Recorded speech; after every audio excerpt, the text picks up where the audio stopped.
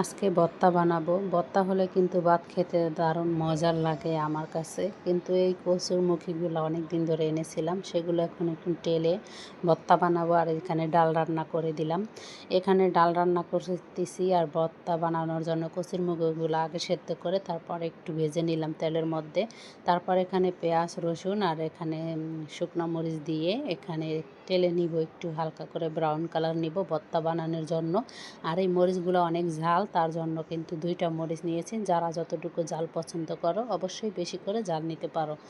তাই আমি 2টা মরিচ নিলাম, যে ঝালটা আমার বেশি হয়, কারণ এই মরিচগুলো অনেকটাই ঝাল যেহেতু বললাম। আর এই দেখো আমার ভর্তার প্রসেসিং হয়ে গেছে। এখন আমি কিন্তু রান্না করব। এই দেখো কি রান্না করব সেটাই দেখো। এই দেখো আমি কিন্তু মশলা কষিয়ে নিলাম এখানে। আর এখানে বট, ফ্রিজে বট ছিল, কোরবানির ঈদের বট। এই বটগুলো আমি রান্না করব। এই বটগুলো ফ্রিজে ছিল। এই দিকে কিছু বিরিয়ানি ছিল ফ্রিজে, ডিপ ফ্রিজে, সেগুলো একটু গরম করে দিব। আর এগুলো কিন্তু গরম করে এখন খেয়ে নিব, তাই একটু পানি দিয়ে গরম করে নিলাম। আর এখানে দেখো আমি মশলাগুলো কষিয়ে এখানে আমি দিয়ে দিলাম বটগুলো। আর বট খেতে আমার খুব পছন্দ, আর আমাদের ঘরেরও সবার পছন্দ। তোমাদের কাছে কেমন লাগে অবশ্যই জানাবে। আর এই বিরিয়ানির সাথে একটু ডিম পোস্ট দরকার বাচ্চার, তাই বাচ্চার জন্য একটু ডিম পোস্ট করে নিলাম। আর এই দেখো আমি কিন্তু ডিম পোস্টটাও করে ওদেরকে দিয়ে দিলাম বিরিয়ানির মধ্যে। এই যে ডিম পোস্ট দিয়ে বিরিয়ানি দিয়ে খাবে। আর এটাতে আর বিরিয়ানি নিব না, কারণ মাংসের সাথে ডিম পোস্টও খাবে। আর মাংস আছে আমার, যেহেতু মাংস হয়ে যাবে, এগুলো আমার খাবার, আমি খেয়ে নিব। আর এখানে দেখো বডের মধ্যে একটু আলু দিয়েছি। আলুটা দিলে কিন্তু একটু খেতে ভালো লাগে। আর অল্প পরিমাণ আলু দিয়েছি, যাতে অল্প আলুতেই হয়ে যায়। আর অল্প আলু দিয়ে নেড়ে চেড়ে দিয়ে ঢাকনা দিয়ে বসিয়ে দিলাম। আর এখানে দেখো আমি কিছু শাক নিয়েছি, কলমি শাক। কলমি শাকও আমি আজকে ভাজি করব।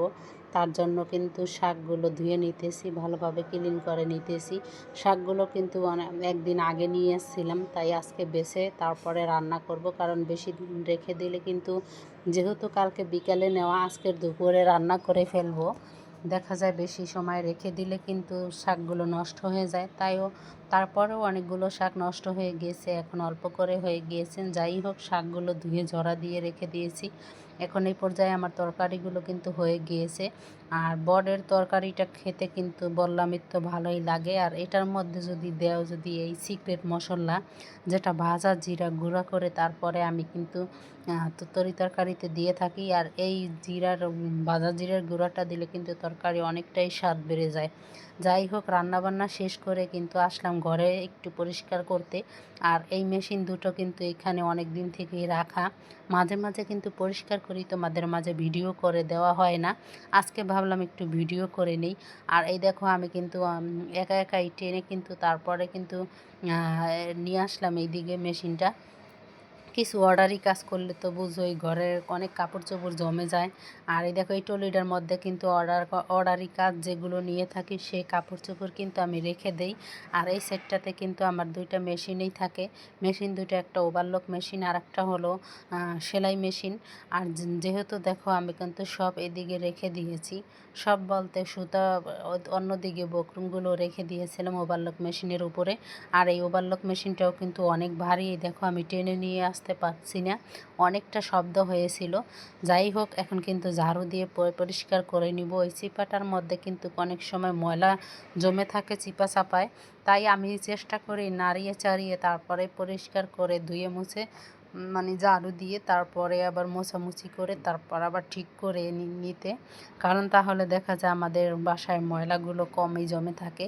কারণ চিপা চাপায় সবসময় ঝাড়ু দেওয়া হয় না, অনেক দিন পরে পরে এগুলো পরিষ্কার করা হয়। আর আমি কিন্তু অনেক দিন পরে পরেই কিন্তু ফার্নিচারগুলো নাড়িয়ে সারিয়ে তারপরেও কিন্তু পরিষ্কার করি।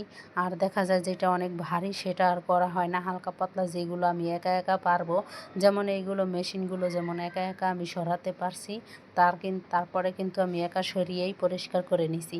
এই চিপাটার মধ্যে কিন্তু কাপড় জমে থাকে, আবার কাগজের টুকরা, বাচ্চাদের খেলনা অনেক কিছুই জমে থাকে। যাই হোক, এই দেখো আমি ভিডিওটা তোমাদের মাঝে দেখাই।